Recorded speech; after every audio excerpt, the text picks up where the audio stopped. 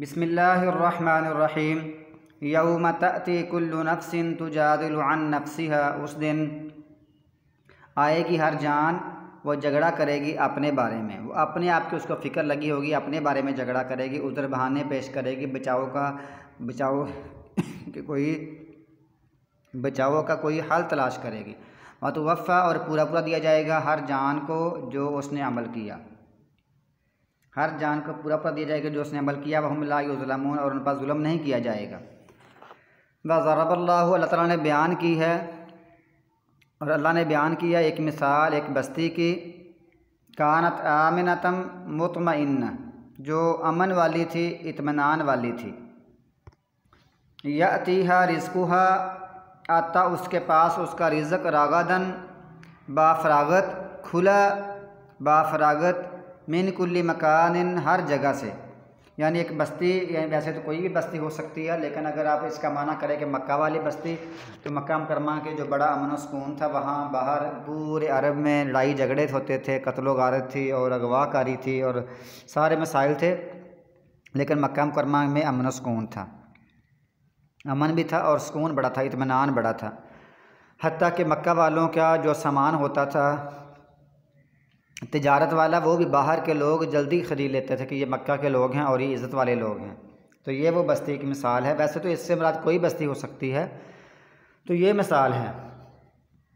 انہوں نے فکفرت بانعم اللہ، انہوں نے ناشکری کی اللہ کی نعمتوں کی، اللہ کی نعمتوں کی انہوں نے ناشکری کی اس بستی نے۔ ایسا بستی نے نہیں، بستی والوں نے۔ تو بستی پوری کی پوری بستی کا نام لے کر بستی والوں کا ذکر کیا گیا ہے۔ انہوں نے اللہ کی نعمتوں کی ناشکری کی۔ حتیٰ کہ رسول اللہ صلی اللہ علیہ وسلم نے اللہ کی نعمتوں نے شکر یہ بھی ہے کہ وہ کھاتے پیتے سب کچھ تھے، لیکن اللہ تعالیٰ کے آگے جھکتے نہیں تھے، شرک کرتے تھے، انہوں نے بت بنائے ہوئے تھے۔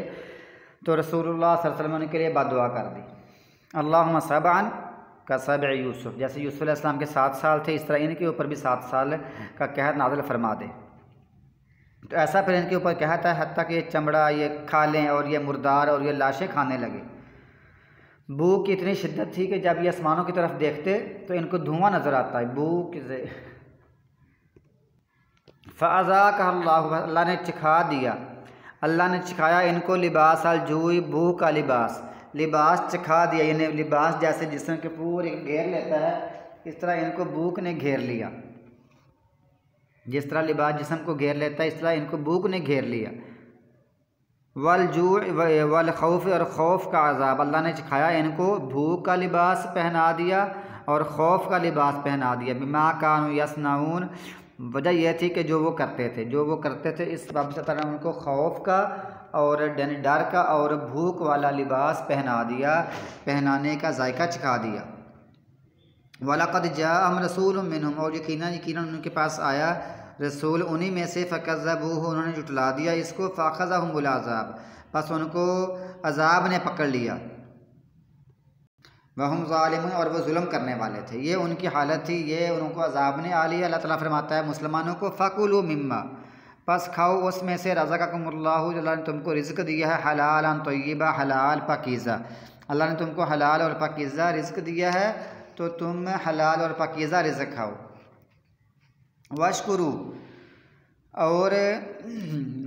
اور شکر کرو، نعمت اللہ، اللہ کی نعمت کا، ان کنتم ایاہ تعبدون، اگر تم اس کی عبادت کرتے ہو، تو اللہ تعالیٰ کا شکر بھی ادا کرو۔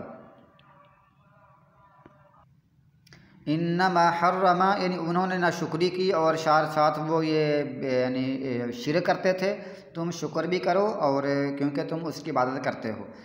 انما، صرف، حرم، اس نے حرام کیا، علیکم، تمہارے اوپر، مردار، المیتۃ، مردار، والدم، اور خون، ولحم الخنزیر، اور خنزیر کا گوشت، وما اہل لغیر اللہ بہ، اور جس پر غیر اللہ کے نام کے لیے پکارا جائے، جو غیر اللہ کے نام کے لیے وقف کر دیا جائے کہ یہ فلاں پیر صاحب کا ہے، فلاں بت کا ہے، فلاں قبر والے کا ہے، اور اس کے نام پر اس کو رکھا جائے، بڑھایا جائے، اس کی پرورش کی جائے، اس کو چارہ کھلایا جائے، وہ بھی غیر اللہ کے نام ہے، اور جو ذبح کیا جائے غیر اللہ کے نام کا، وہ بھی غیر اللہ کا نام ہے، دونوں۔ یما اہل، اور جس پر آواز لگائی جائے غیر اللہ کے نام کی۔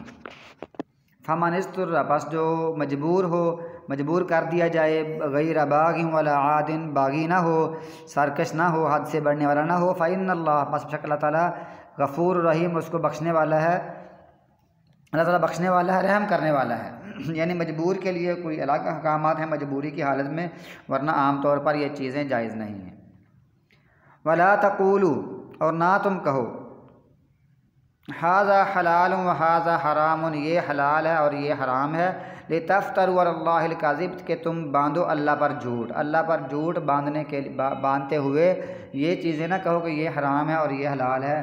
یہ اللہ پر جھوٹ ہے کہ اپنی مرضی سے کسی چیز کو حرام کو حلال کر لینا یا حلال کو حرام کر لینا۔ کیوں؟ لما تصف السنتکم الکذب، اس لیے کہ تمہاری زبانیں جھوٹ کہتی ہیں، تمہاری زبانیں جھوٹ ہی بولتی رہتی ہیں، تو اس جھوٹ کی وجہ سے تم یہ نہ کہو کہ یہ حرام ہے اور یہ حلال ہے، کہ تم اللہ پر جھوٹ باندھنا شروع کر دو، نہیں، بلکہ حرام وہی جس کو اللہ نے حرام کیا اور حلال وہی جس کو اللہ نے حلال کیا ہے۔ کسی کے پاس اختیار نہیں ہے کہ وہ حرام کو حلال کر لے اور حلال کو حرام کر دے۔ ان الذین، بے شک وہ لوگ جو باندھتے ہیں اللہ پر جھوٹ، لا یفلحون، وہ کامیاب نہیں ہوں گے۔ متاع قلیل، تھوڑا سا فائدہ ہے، تھوڑا سا سامان ہے، فائدہ ہے، وَلَهُمْ عَذَابٌ عَلِيمٌ، اور ان کے دردناک عذاب ہے۔ جو چیزوں کو مرضی سے حرام کر لیتے ہیں، مرضی سے حلال کر لیتے ہیں، اس کی بہت لمبی تفصیل ہے کہ کبھی انہوں نے مہینوں کو بھی چینج کر لیا، کبھی وہ چیزوں کو اپنی مرضی سے حرام کرنے لگے کہ یہ بحیرہ حرام ہے، صائبہ حرام ہے، من بحیرۃ ولا صائبۃ ولا وسط ولا حام، وسیلہ اور حام کا انہوں نے ذکر کیا کہ اس کو انہوں نے